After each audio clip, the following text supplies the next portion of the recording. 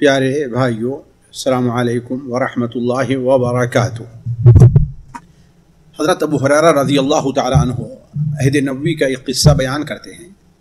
یہ قصہ صحیح بخاری، صحیح مسلم اور حدیث کی متعدد کتابوں کے اندر، بلکہ تمام کتابوں میں یہ قصہ پایا جا رہا ہے۔ یہ قصہ نبی کریم صلی اللہ علیہ وسلم کے ایک غزوہ خیبر سے تعلق رکھتا ہے۔ اس قصے میں ہمارے اور آپ کے لیے بہت سے عبرتیں اور نصیحت ہیں، اور خصوصاً آج کے اس فتنے کے دور میں، جبکہ مال کا فتنہ انسانوں کے لیے ایک بہت بڑا چیلنج بنا ہوا ہے، اس کو سامنے رکھ کر کے یہ واقعہ اور اس سے متعلق کچھ فوائد ہم آپ کے سامنے رکھتے ہیں۔ حضرت ابو ہریرہ رضی اللہ عنہ بیان فرماتے ہیں کہ فتح خیبر کے موقع پر ہمیں مال غنیمت میں سونا اور چاندی نہیں ملا تھا۔ یہ خیبر کی فتح سن 7 ہجری کا واقعہ ہے۔ آپ صلی اللہ علیہ وسلم کی گویا نبوت کے ہجرت کے 7ویں سال کا واقعہ ہے۔ تو آپ صلی اللہ علیہ وسلم نے جب خیبر فتح کیا تو بیان کرتے ہیں کہ اس موقع پر ہمیں سونا اور چاندی نہیں ملا تھا۔ وجہ اس کی تھی کہ سونا اور چاندی اس قسم کی نقد لے کر کے یہود فرار ہو گئے تھے، خاص طور پر اس میں جو صاحب ثروت تھے وہ علا وغیرہ میں جا کر کے آباد ہوئے تھے۔ لیکن مال غنیمت کے طور پر لوگوں کو جو کچھ آیا تھا وہ گائے ہے، اونٹ ہے، بکریاں ہیں، سامان استعمال ہے، کپڑے ہیں، یعنی اس قسم کی چیز ہے جو عام طور پر جلدی منتقل نہیں کی جا سکتی ہیں، یا ان کو اگر کوئی منتقل کرنا چاہے تو بالکل سامنے ظاہر رہا کرتی ہیں۔ تو یہ چیزیں ہمیں ملی تھیں۔ خیبر سے فتح فارغ ہونے کے بعد نبی کریم صلی اللہ علیہ وسلم نے یہود کی سرکوبی کے لیے وادی علا یا وادی قرا، جسے آج العلا کہا جاتا ہے، اس طرف آپ صلی اللہ علیہ وسلم نے رخ کیا۔ راستے میں ایک جگہ یہود گھات لگا کر بیٹھے تھے اور ہم لوگوں کو اس کو کوئی اندازہ نہیں تھا۔ ایک راستے میں ایک جگہ جب ہم لوگ قیام کے لیے رکے تھے اور سامان رکھ رہے تھے تو یہود نے اچانک ہمارے اوپر تیروں کی بوچھار کر دی۔ ہم اس کے لیے چونکہ تیار نہیں تھے، اس لیے پریشان ہو گئے، اور کوئی آدمی ہوشیار بھی نہیں تھا۔ اسی درمیان آپ صلی اللہ علیہ وسلم کا ایک خادم تھا، ایک غلام تھا، جسے مدعم یا مدعم کہا جاتا تھا۔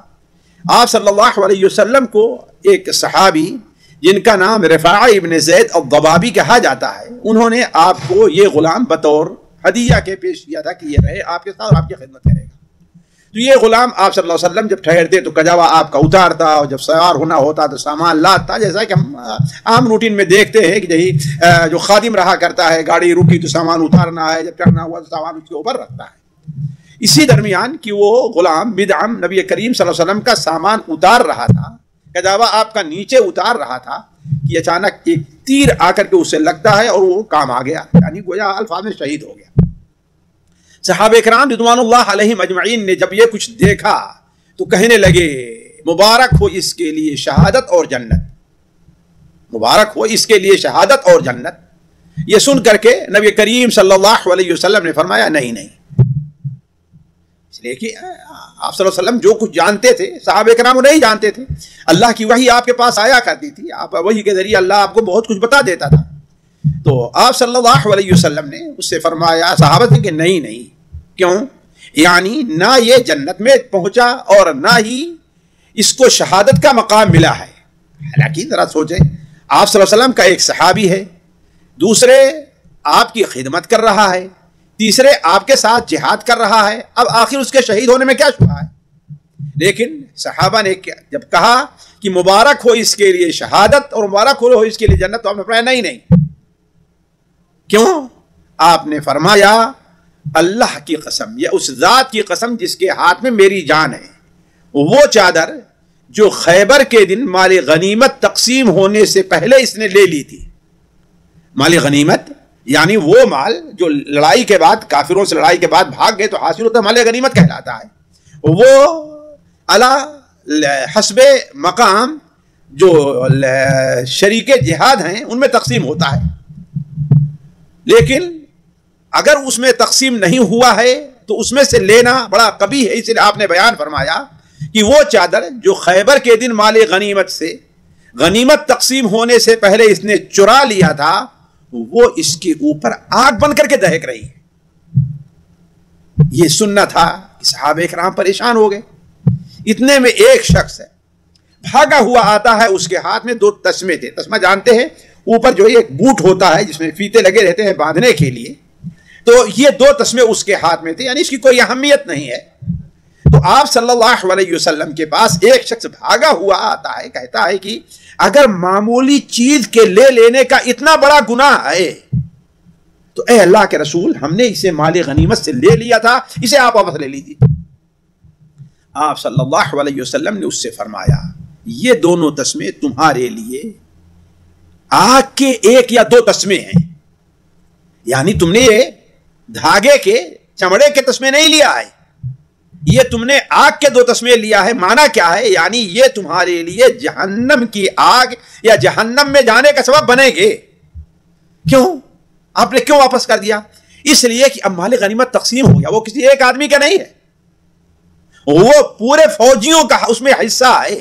اب ایک تسمے کو پورے فوجیوں میں تقسیم تو کیا نہیں جا سکتا. البتہ جب مال غنیمت تقسیم ہوتا کسی کے حصے میں آتا، کسی کے حصے میں دوسری چیز آتی.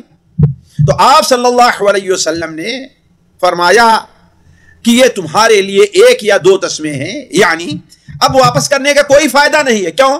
اس لیے کہ مال غنیمت اب تقسیم ہو گیا ہے. ساتھیوں، یہ ایک قصہ ہے، چھوٹا سا ہے، اور ہم نے کوشش کی ہے کہ اس کو مختصر کر کے بیان کریں.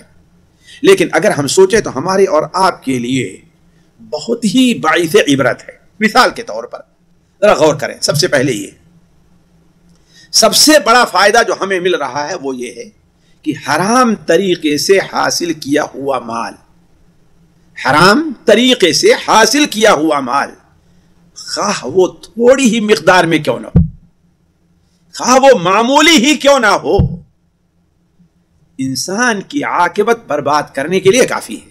العیاذ باللہ، اللہ تعالیٰ حفاظت فرمائے.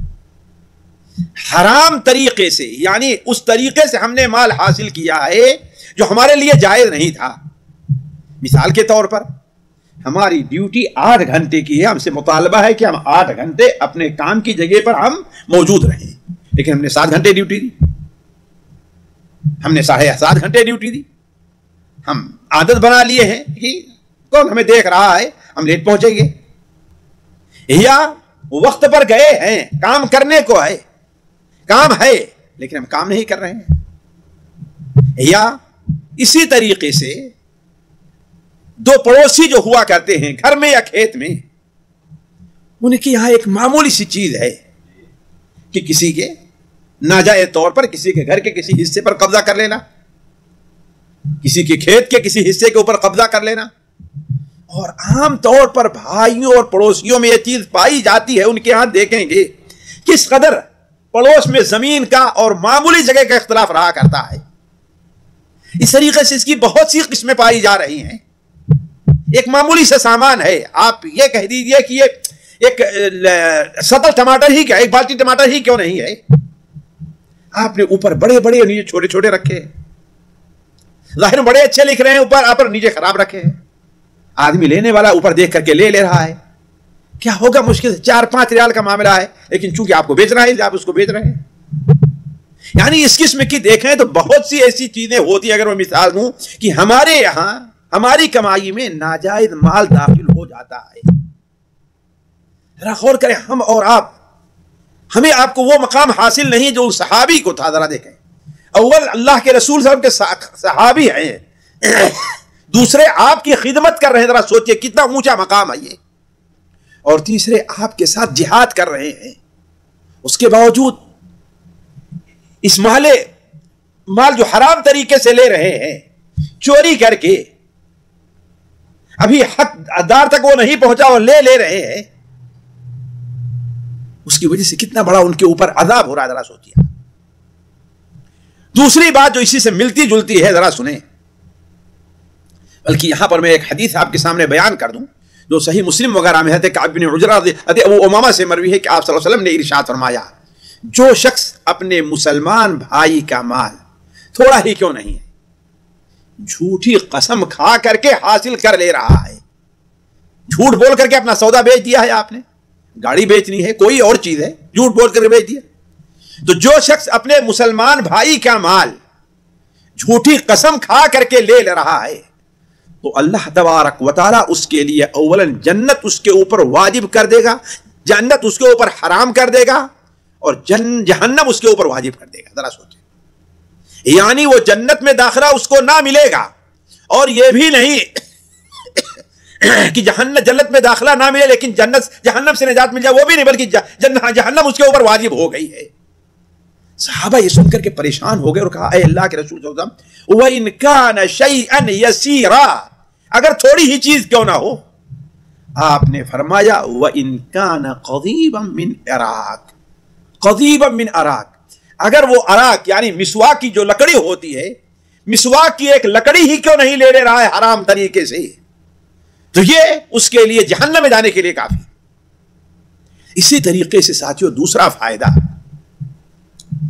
انسان کے لیے یہ بڑی سعادت ہے کہ اللہ تبارک و تعالی اسے موت کے وقت ایسی موت عطا فرمائے جس کے بارے میں یہ ہو کہ یہ اس کے لیے مستقبل میں اچھے ہونے کی دلیل ہے. یعنی موت کے وقت اسے کلمہ نصیب ہو جائے, کوئی نیک عمل کرتے ہوئے اس کا انتقال ہو جائے, کسی برے کام سے پرہیز کرتے ہوئے اس کا انتقال ہو جائے, یعنی اس کی بہت سی صورتیں ہیں. تو یہ اچھا خاتمہ یہ انسان کے لیے بڑی اہم چیز ہے. لیکن اگر کوئی شخص مال کو ناجائز طریقے سے کمانے کا عادی ہو جائے اور حرام مال کھانے کا عادی ہو جائے تو اللہ تبارک و تعالی بسا اوقات اسے برے خاتمے سے دوچار کرتا ہے, اسے اچھا خاتمہ نہیں ملتا, اچھا خاتمہ اسے نصیب نہیں ہوتا. خاص طور پر مال کی محبت میں اگر یہ چیز ہو جائے, اور یہ بات کتنے لوگوں پر اس کا مشاہدہ کیا گیا ہے, کتنے لوگوں پر مشاہدہ کیا گیا ہے. ایک صاحب جن کا انتقال ہونے لگا, انتقال کے وقت ہی, ارے فلاں کہاں گیا, دیکھو وہ شخص فلاں کھیت لے کے جا رہا ہے, وہ فلاں کھیت لے کے جا رہا ہے, ارے دیکھو اس کے اندر فلاں کے جانور پڑے ہیں. حالانکہ ابھی ان کے بالکل آخری وقت ہے. کیوں؟ اس لیے کہ زندگی میں اس سے غیر ضروری محبت کرتے رہے, موت کے وقت یہی چیز ان کے سامنے آئی. اور شاید اس سلسلے میں ہم نے وہ واقعہ آپ کو رکھا ہو, عورت جو زمیندار کی عورت تھی جس کے ساتھ یہ واقعہ پیش آیا, اس نے بیان کیا کہ اللہ نے اس کو بہت کچھ دیا تھا. اس زمانے میں جو 2-4 آدمی لکھپتی تھے اپنے علاقے میں, وہ ایک تھی, لیکن اس کا معاملہ کیا تھا, مال کی اس قدر اس کو محبت تھی کہ روز آنا, ایک گھنٹے 2 گھنٹے کے لیے وہ اندر جاتی, دروازہ بند کر کے وہ نوٹوں کو گنا کرتی تھی, اور جب جو نوٹ پرانے ہو جاتے تو اپنے کسی نوکر کے ذریعے سے وہ بینک بھیج کر کے اس کو نئے لے آتی تھی. 1967 میں اس کا اس وقت کی بات خود بیان کرتے ہیں کہ ہم جو اس قصے کے شاہد ہیں کہ ہم نے جب اسے آخری موقع پر ہم نے سول ہاسپٹل کے اندر دیکھا ہے تو کہا میں وہاں پر موجود ہوں, ڈاکٹر بھی موجود ہے, اس کی نبض دب رہی ہے. اب ڈاکٹر یہ چونکہ بڑے گھرانے کی تھی اس لیے بڑے اچھے وارڈ میں اس کو رکھا گیا تھا.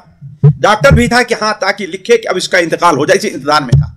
کہا کہ اچانک میں دیکھ رہا ہوں ڈاکٹر بھی جیسا اس کے ہاتھ پیر میں حرکت ہوتی اور وہ سانپ کہتی ہے اور اپنے دونوں ہاتھوں سے اور پیروں سے ایسے گویا سانپ کو دور کر رہی ہے, اور اسی حالت میں اس کا انتقال ہو گیا. گویا وہ سانپ, وہ مال جس سے وہ اتنی محبت کرتی تھی, سانپ بن کر کے اس کے اوپر حملہ آور ہو رہا ہے یہ موت کے وقت.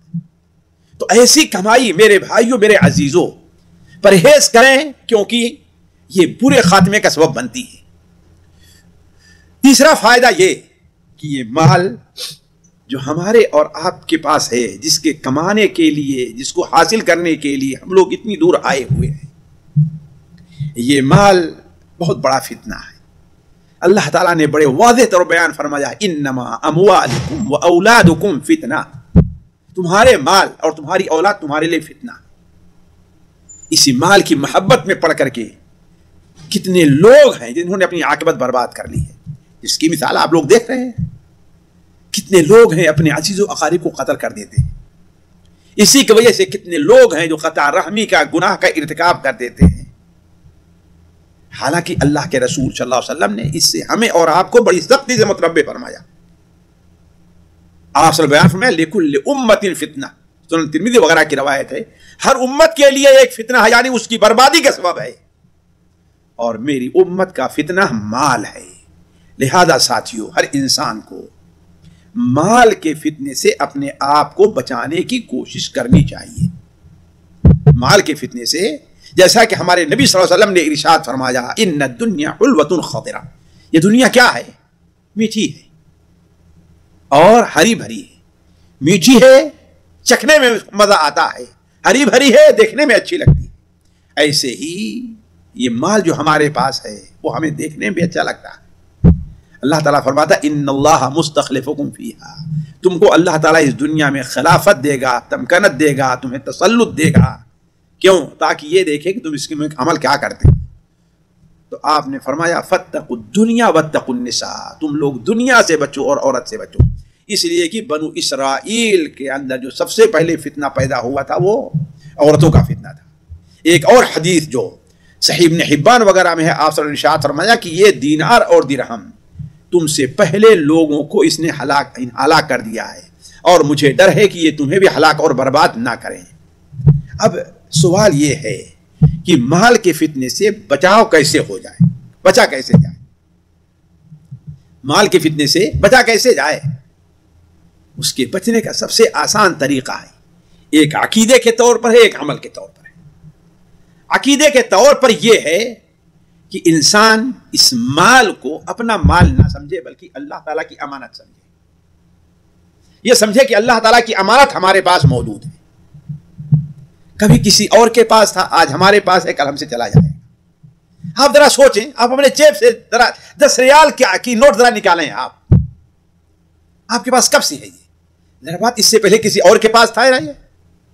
اور آپ ابھی جائیں گے 1 گھنٹے 2 گھنٹے 1 دن 2 دن کے بعد یہ کسی اور کے پاس چلا جائے گا، آپ کے پاس نہیں رہے گا. تو یہ مال جو اللہ نے آپ کو دیا ہے، اللہ تعالیٰ نے بطور امانت کے دیا ہے. اسی لیے اللہ تبارک تعالیٰ ارشاد فرماتا ہے وَأَنفِقُوا مِن مَّالِ اللَّهِ الَّذِي آتَاكُمْ وَآتُوهُم مِّن مَّالِ اللَّهِ الَّذِي آتَاكُمْ. ان کو جو مکاتب غلام ہے، ان کو اس اللہ کے اس مال میں سے جو اللہ نے تم کو دیا ہے. یہ تمہارا مال نہیں ہے، یہ حقیقت میں کس کا ہے؟ اللہ کا مال ہے. ہماری کیفیت وہ نہیں ہونی چاہیے جس سے متعلق اللہ تعالیٰ فرماتا ہے کہ الہاکم التکاثر حتی زرتم المقابر. تمہارا ہے تکاثر، آپس میں ایک دوسرے پر زیادہ مال حاصل کر لینے میں، دنیا زیادہ کما لینے میں، آگے بڑھنے کی چیز نے تمہیں کیا ہے؟ ہلاک کر دیا ہے. اس لیے حضرت عبداللہ ابن شخیر رضی اللہ عنہ فرماتے ہیں کہ میں آپ کی خدمت میں حاضر ہوا تو آپ یہی آیت پڑھ رہے تھے. اس کے بعد آپ نے کیا فرمایا؟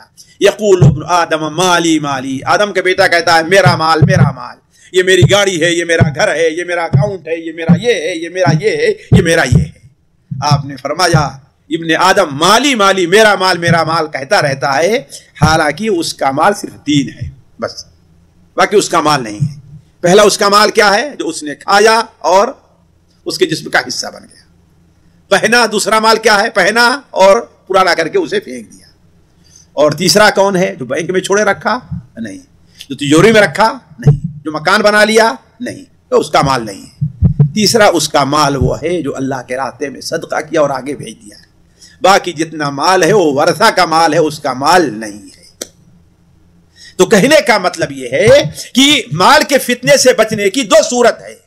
ایک صورت تو یہ ہے کہ عقیدے کے طور پر ہم یہ تصور رکھیں کہ یہ ہمارا مال نہیں ہے، یہ اللہ تبارک و تعالیٰ کی امانت ہمارے ہاتھوں میں آئی ہوئی ہے. جیسا کہ قرآن مجید میں اللہ تعالیٰ نے بڑے واضح طور بیان فرمایا ہے وَأَنفِقُوا مِمَّا جَعَلَكُم مُّسْتَخْلَفِينَ فِيهِ، اس مال سے خرچہ کرو جس پر اللہ نے تمہیں نگراں بنایا ہے.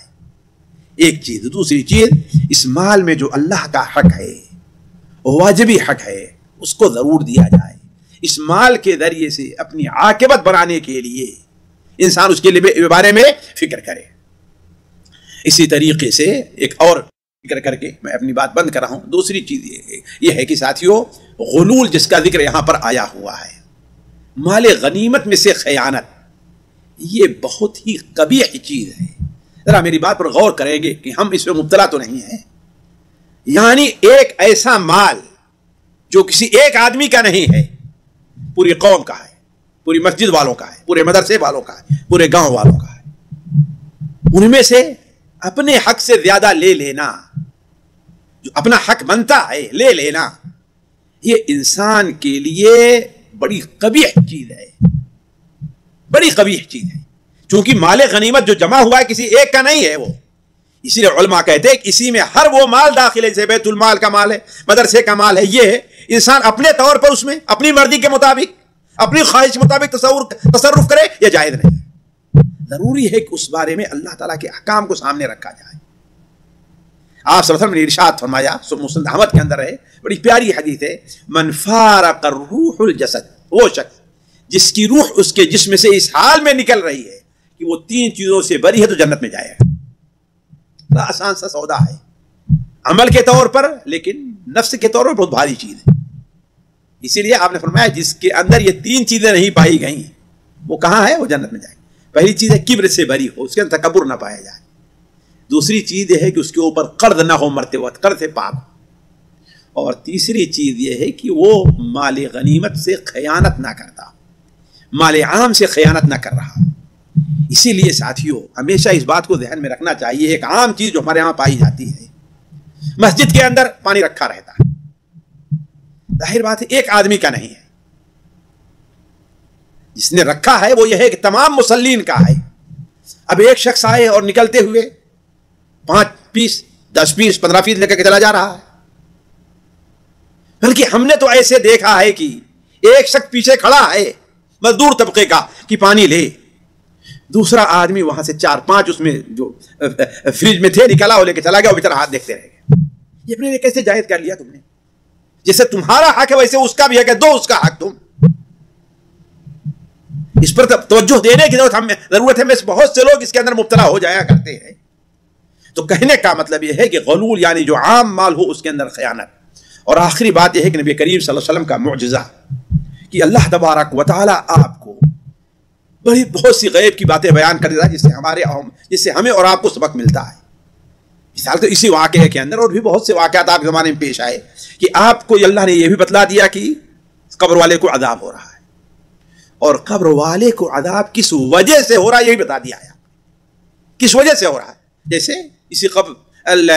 اسی کے بارے میں آپ نے فرمایا کہ یہ جو چادر ہے اس کے اوپر آگ بن کر کے جل رہی ہے، اور وہ بھی واقعہ دیکھیں کہ آپ صلی اللہ علیہ وسلم ایک بار جا رہے تھے، آپ صلی اللہ علیہ وسلم نے کہا کہ دونوں قبر والوں کو عذاب ہو رہا ہے، لیکن کسی ایسی بڑی چیز سے عذاب نہیں ہے جس سے بچنا مشکل ہو۔ ایک ہے جو غیبت کرتا تھا، اور دوسرا جو ہے اپنے پیشاب کے چھینٹوں سے بچتا نہیں تھا۔ تو آپ کو یہ بھی بتلایا قبر میں عذاب ہو رہا ہے، اور یہ بھی بتایا گیا کہ اس وجہ سے عذاب ہو رہا ہے۔